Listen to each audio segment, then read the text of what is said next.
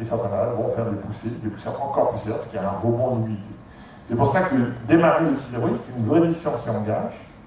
On peut l'arrêter à tout moment, mais le rebond est toujours un risque. Le rebond survient entre 3 mois et 1 an après l'arrêt du thyroïde. C'est des vraies questions. Si on compare les profils d'efficacité des traitements, un patient non traité fait en moyenne une poussée par an. C'est ce qu'on appelle le TAP, taux annuel de poussée. Si vous le mettez sur les premières lignes, interféron, Balgio, Copaxone, votre taux annuel de poussée est à 0,6. Vous avez bien gagné 40%. Si vous mettez votre malade sous Gilenya, votre taux annuel de poussée est de 0,4. Vous avez bien baissé 60%. Et si vous mettez sous Tynabri, votre taux annuel de poussée est de 0,2. Vous avez gagné 80% d'efficacité. Et donc, on voit bien qu'on est sur des médicaments qui marchent, mais avec des risques. Et donc, on ne peut pas aujourd'hui traiter tout le monde de la même manière. Il va falloir décider, certains patients de traiter par une première ligne, d'autres une deuxième ligne, voire de passer de première en deuxième ligne si besoin. Donc, c'est tout ce qu'on disait au début sur les lignes thérapeutiques, la stratégie thérapeutique, et aussi le questionnement de la médecine personnalisée, d'arriver à trouver des facteurs prédictifs individuels de décision thérapeutique. Aujourd'hui, on a des facteurs prédictifs de groupe. C'est-à-dire, voilà, statistiquement, un malade qui est traité, il fait encore une poussée, il faut le mettre en deuxième ligne, mais c'est une notion générale. La notion individuelle, elle nous manque encore. Et donc, on a des indications de traitement. En un mot, au départ, chez un malade qui n'a jamais été traité, on démarre par des traitements de première ligne, ce qu'on appelle des patients naïfs. C'est pas que vous êtes naïf ou crédule, c'est que vous êtes naïf de traitement de fond. Vous n'avez jamais reçu de traitement de fond, et votre organisme, immunitairement, il est normal, il n'a pas été modifié par un traitement. Et donc, chez ces patients en première ligne, eh bien, c'est le groupe interféron, Copaxone, ou les comprimés, Aubagio ou Tecfidera. Après, il y a quelques cas particuliers, notamment pour le problème des grossesses. Ensuite, on peut, chez certains malades, aller d'emblée en deuxième ligne, non pas faire l'étape par la première ligne. Chez des patients qui ont présenté 2 poussées dans l'année sans traitement sur des maladies actives, il vaut mieux passer une deuxième ligne. Et ce qu'on a montré également l'année dernière, c'est que chez un malade qui a fait une première poussée, si l'IRM initial montrait des lésions gadolinium plus, donc des lésions actives, il vaut mieux passer d'emblée en deuxième ligne, parce que ce qu'on avait montré, c'est que dans ces cas de figure, première poussée, lésion d'emblée reçue par gadolinium, 50% des patients sous première ligne étaient en échec thérapeutique à 5 ans. Donc, c'est au cas par cas, mais chez des patients qui ont passé une seule première poussée, et dont sur l'IRM, il y a au moins 2 lésions reçues par gadolinium, nous préférons passer en deuxième ligne d'emblée pour éviter que le malade refasse une poussée. Une fois que la décision thérapeutique est prise, eh bien, c'est l'efficacité avec ce qu'on appelle le score NEDA. Le score NEDA, c'est No Evidence Disease of Activity, absence d'activité de la maladie. Basé, on l'avait dit au début, sur pas de poussée, et sur l'IRM, pas de nouvelles lésions, pas de lésions causées par gadolinium, c'est notre fameuse marguerite, avec des malades stables cliniquement et stables sur le plan IRM. En général, c'est au bout d'un an de traitement. Ce qu'il faut savoir, c'est qu'on essaye encore d'améliorer les choses et on travaille aujourd'hui sur ce qu'on appelle les neurofilaments. Les neurofilaments, ce sont des produits de dégradation neuronaux qui sont augmentés dans la prise de sang, dans la maladie d'Alzheimer et Parkinson. Maladie dégénérative, puis voilà, on détruit nos neurones. Et en fait, on a quelques données pour dire que ces neurofilaments sont associés également dans la seconde plaque avec le risque de poussée. Et donc actuellement, on a tout un programme de recherche au CRC où on va doser en fait les neurofilaments et on va suivre nos patients pour savoir en fonction du taux, finalement, si à un moment donné, quand on fait une prise de sang, que les neurofilaments sont bas, comment vont évoluer ces patients 2-3 ans plus tard. Le cut-off, il est assez clair, c'est 20 picogrammes par millilitre. Donc c'est des kits exprimés, hein. C'est pas encore fait dans le commerce, hein. C'est des plaques en fait qu'on achète. C'est à peu près 3 000 € une plaque pour 80 malades, donc ça coûte assez cher. Et on dose les neurofilaments et on suit nos patients pour voir 2-3 ans plus tard ce qu'ils deviennent. Et la question, c'est est-ce qu'un jour, une prise de sang pourra remplacer l'IRM pour dire que oui, le traitement marche bien. Donc vous voyez le bénéfice. Hein. Si on vous dit simplement avec une prise de sang, ah ben non, on va jouer, ça marche bien. C'est mieux que de passer 40 minutes d'IRM, attendre le résultat, avoir le neurologue qui réfléchit encore 5 minutes, etc. Bref, ça rappelle l'histoire. Avec les objectifs d'un traitement de fond, hein, la maîtrise de la maladie, la médecine personnalisée, on a parlé au début, l'efficacité clinique IRM, la sécurité d'emploi, c'est extrêmement important. Ne vous précipitez pas sur des nouvelles molécules, des nouveaux traitements, etc. Il faut toujours raison garder, avoir du recul, voilà, pour être sûr qu'il n'y ait pas d'effets secondaires non prévus. La qualité de vie, c'est très important. Et l'adhérence. L'adhérence, c'est l'acceptation d'un traitement. On estime dans ce temps-là que 25% des patients ne suivent pas le traitement. Ils oublient, ils ne peuvent pas, etc. L'adhérence à un traitement, elle est née de beaucoup de choses. Premièrement, de l'acceptation de la maladie. L'acceptation de la maladie se passe dans les premières heures de la maladie. L'annonce diagnostique est un moment clé pour l'acceptation. Si vous n'acceptez pas la maladie, ça va être difficile d'accepter un traitement. Et donc, voilà, on rentre dans cette phase qui est très importante. Ensuite, il y a des stratégies pour accepter la maladie. L'éducation thérapeutique, voilà, c'est vraiment très important. Ensuite, il y a l'acceptation du traitement. Si votre neurologue vous donne un traitement par piqûre et que vous lui plus malade que la maladie, vous n'allez pas le suivre. Ah oui, c'est logique. Donc il y a toute cette notion aussi d'acceptation du traitement cette fois-ci et de vous donner le traitement avec une bonne qualité de vie. Et puis après, il y a l'efficacité. Si vous prenez un traitement que ça ne marche pas, vous allez dire je ne prends plus, ça ne marche pas. Donc l'adhérence, c'est compliqué. Vous voyez, l'adhérence née au début de la maladie, mais aussi dans la décision thérapeutique. Ensuite, on a des facteurs prédictifs aussi. C'est-à-dire que quand on voit un patient la première fois, on a, vous voyez, toute une shortlist, je dirais, qui sont des tendances et qui vont nous influencer pour décider ou non un traitement de fond.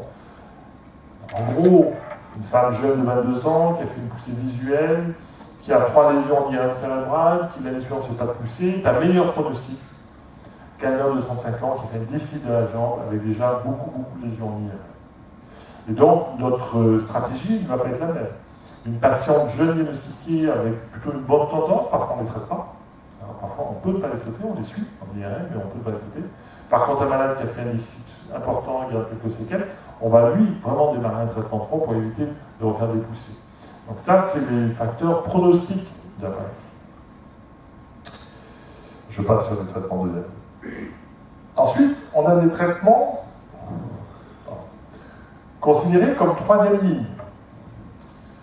Et donc, on a toute une génération de médicaments qui arrivent aujourd'hui qu'on appelle les anticorps monoclonaux anti-CD20. Ce sont des médicaments qui ont une action spécifique sur certains lymphocytes, notamment les lymphocytes CD20. Et les noms, sûrement vous les connaissez. L'oclésumab. En général, les gens connaissent l'oclésumab. Le rituximab. Donc, ce sont des médicaments, ce sont des biothérapies qui ont une action immunosuppressive anti-CD20. La cladribine, c'est un médicament qui n'est pas encore commercialisé, qui est un médicament qui va diminuer les lymphocytes pendant un an. Et c'est un médicament assez élégant parce que c'est en comprimé. En fait, les malades, comment on les traite? Eh bien, on va donner 4 comprimés par jour pendant 4 jours, puis plus rien. Éventuellement, on les retraite à l'année suivante. Et ce médicament va effondrer les lymphocytes. La cladribine était donnée dans certains types de leucémie. Donc on voit bien qu'on va aller nous prendre dans toutes les autres disciplines de l'immunité.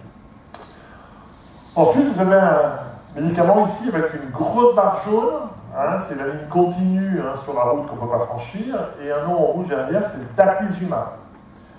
Alors, daclizumab, c'est un médicament très intéressant en sous-cutané, et on devait commencer l'initiation du traitement et les traitements des patients en avril. Tout était prêt. Plusieurs années. Et un vendredi à 17h, on a eu un mail par l'agence du médicament en disant que le médicament est arrêté. Dans le monde. Pourquoi? Parce qu'il y a eu 2 hépatites mortelles en Allemagne. Et donc ça, c'est les effets secondaires imprévus des médicaments. Donc c'est pour ça que c'est du vécu, hein, les nouveaux médicaments, il faut suivre, il ne faut pas se précipiter dessus, pour bien connaître la sécurité d'emploi.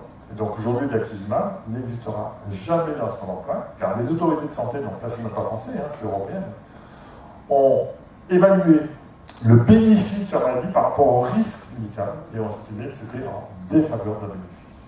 Et donc ce médicament a été retiré en avril. Ensuite, les anti-CD52, c'est le Lemtrada. Lemtrada, c'est un traitement aussi donné dans les lymphomes qui va dépléter en fait les lymphocytes CD52. C'est un traitement d'induction. C'est une perfusion par jour pendant 5 jours, 12 mg par jour. On arrête tout. Et 1 an plus tard, 3 perfusions. Et on arrête tout. 70% des patients traités par Lemtrada n'ont plus besoin d'être retraités.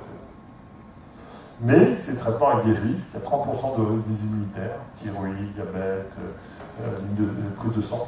Donc des traitements qui marchent bien, donc on comprend bien des médicaments à risque. Et puis la méthoxantrone ou la noventrone qui reste toujours une indication moins importante qu'il y a 10 ans, mais qui reste toujours dans l'arsenal thérapeutique. Alors comment on fait pour décider la stratégie thérapeutique? Ici vous avez une pyramide avec en bas le nombre le plus important de malades en France. 130 000 malades en France, connus, ayant le second plaque. Et donc, les premières lignes, vous les reconnaissez, Tecfidera, les piqûres, au Bajou. Quand le malade fait des poussées ou une activité radiologique, on passe à la deuxième ligne. Gilenia, Tizabri, moins 60% de poussées.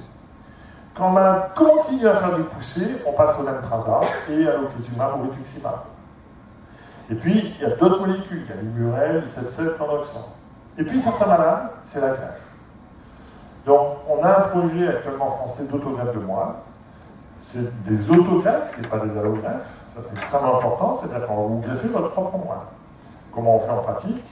Eh bien, on fait une prise de sang, parce que c'est ça la greffe, où on va aller travailler votre moelle pour la stériliser, la rendre vraiment neuve. Ensuite, on met le malade en aplasie, c'est-à-dire que c'est volontaire. En gros, on lui fait 4 grammes d'endoxan par jour pendant 5 jours. Dans ce plaque, le protocole d'endoxan, c'est 1 gramme par mois. Donc là, les malades n'ont plus de plaquettes, plus de lymphocytes, plus de globules rouges. Et ensuite, on réinjecte leur propre sang. C'est la fameuse greffe de moelle. Donc là, on a des grilles, on a des critères. On a donc une concession mixte au CRC, ce qu'on appelle hématologue et neurologue. Ensuite, il y a RCP national qui décide lui ou non de greffer les patients. Donc ça, c'est extrêmement important. Alors, en France, il y a à peu près 20 malades par an. Vous voyez, donc c'est pas, bien sûr, mais c'est une possibilité thérapeutique qu'on n'avait pas il y a 2 ans. Donc là, vous voyez, on limite là entre les traitements, la recherche, on en parlait tout à l'heure. Là, on est vraiment dans la recherche thérapeutique, mais qui est en pratique, qui est bien là. Ça, c'est extrêmement important. Alors, sur les nouvelles molécules qui vont arriver, donc la fameuse cladribine, on en parlait un petit peu avant. La cladribine, c'est un médicament qui va modifier le lymphocyte T et le lymphocyte B, avec une très bonne action anti-inflammatoire, un médicament très intéressant qui va suivre et qui probablement va être une avancée dans la maladie. Là, il y a des études. Ensuite, des médicaments qui sont en phase de protocole thérapeutique. Il y a l'antilingo, on en parlait souvent dans le milieu de patients, ces fameux médicaments protecteurs de la myéline. Donc on a une étude de phase 2 actuellement qui s'appelle l'étude Affinity, où on va associer en fait un traitement interférant le plus souvent, l'antilingo. C'est une perfluorine par rapport. La question de savoir si ce protecteur de la myéline est efficace dans la maladie. Donc là, on ne considère pas des malades sur des poussées, on considère simplement des malades sous traitement à qui on va adosser ce fameux protecteur de la myéline. On aura la réponse dans 2 ans. Ensuite, il y a l'ofatumab, et puis on travaille beaucoup sur les associations thérapeutiques, et notamment actuellement, on associe au Tecfidera le ponesimod. Alors, le ponesimod, c'est un dérivé du GLA, et donc il y a une étude qui s'appelle POINT en cours actuellement, une étude internationale, où au Tecfidera, au lieu de tout changer, on va rajouter une deuxième molécule. Donc ça, c'est toutes les possibilités. Ensuite, il y a d'autres molécules qui arrivent également, le clozimab, l'osanemilmol, qui sont en phase 1 actuellement. Et donc, on va voir dans les 2 ans si on peut commencer à les essayer en termes de protocole thérapeutique chez nos patients. Quelles sont les stratégies thérapeutiques à plus long terme? Eh bien, les voies en fait, de l'avenir, c'est toujours la stratégie anti-inflammatoire, on vient d'en parler, mais également la neuroprotection. La neuroprotection, c'est protéger l'axone. Ici, vous avez ici l'axone. Donc d'aller protéger l'axone. Et puis également, et c'est un peu le but de l'antilingo, les stratégies de remyelisation. Ici, vous avez une fibre nerveuse. Et tout ce qui est vert, c'est la myéline. Et vous voyez l'interruption, jaune, il n'y a plus de myéline. Donc la stratégie des médicaments dans les 5 ans, justement, c'est d'aller recogniser les fragments de myéline qui ont été perdus. C'est ce qu'on appelle la remyelisation. Donc ça, c'est toutes les voies d'avenir pour essayer de récupérer la myéline perdue.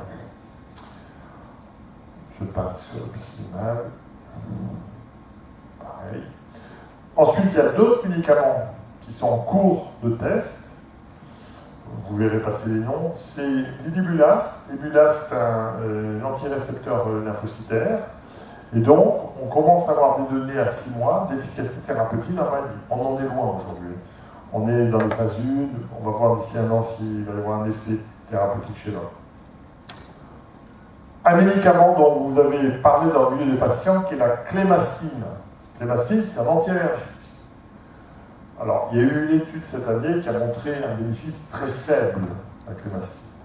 Souvent, les patients disent « Ah, sur Internet, j'ai vu la clémastine. » Oui, enfin, l'efficacité dans le papier elle est vraiment extrêmement modeste. Pour l'instant, il n'y a pas de protocole thérapeutique en cours de développement.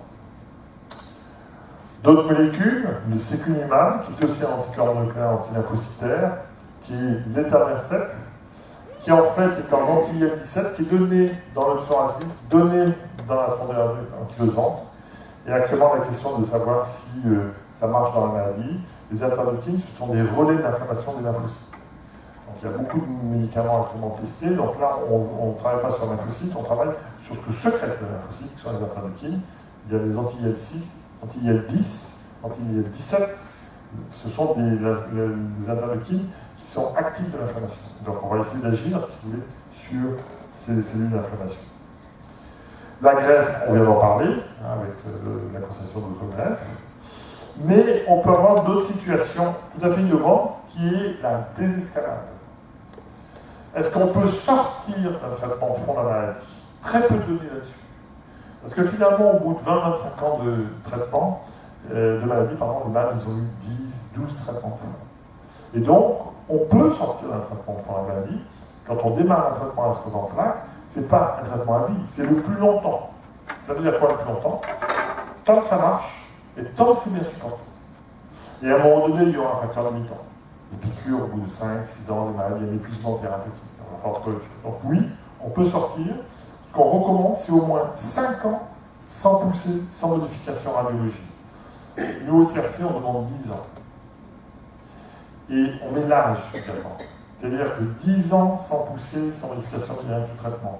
C'est pas pareil quand vous avez 35 ans que quand vous avez 55 ans. Pourquoi? Parce qu'on sait que les poussées sont plus fréquentes chez les sujets jeunes que chez les sujets plus âgés. Et donc 10 ans sans poussée, sans modification réelle, n'ont pas la même valeur, si vous voulez, militaire, quand vous avez 35 ans que quand vous avez 55 ans. Et donc, voilà, on essaie d'arrêter le traitement si possible après 30 ans. Définitivement, s'il vous plaît? Oui, oui, c'est vraiment l'arrêt d'un traitement. Au cas par cas. Mais, il faut bien considérer la sclérose en plaques comme une maladie chronique. C'est un trait immunitaire. C'est comme l'asthme. Quand on est asthmatique, on le reste. Mais quand on a 15 ans, 18 ans, on fait des crises souvent, et puis à 30 ans, on en fait moins. Mais de temps en temps, on fait une petite crise d'asthme. La sclérose en plaques, c'est pareil.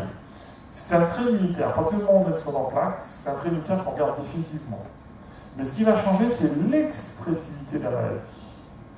Les malades jeunes, 25-30 ans, font plus de poussées que les malades de 50 ans. Mais cette maladie peut toujours, à un moment donné, revenir. Un exemple, c'est une de nos malades qui a 63 ans. Ça, c'est la fameuse fiche EMUS, vous voyez. En un clic, une diapositive, on a le résumé de sa maladie depuis 1983. Donc 2600 patients au CRC en ça. C'est-à-dire, dans un clic, on sait tout de la maladie. Donc sa maladie a démarré en 83, donc à l'époque, elle avait à peu près 30 ans. Elle fait une poussée.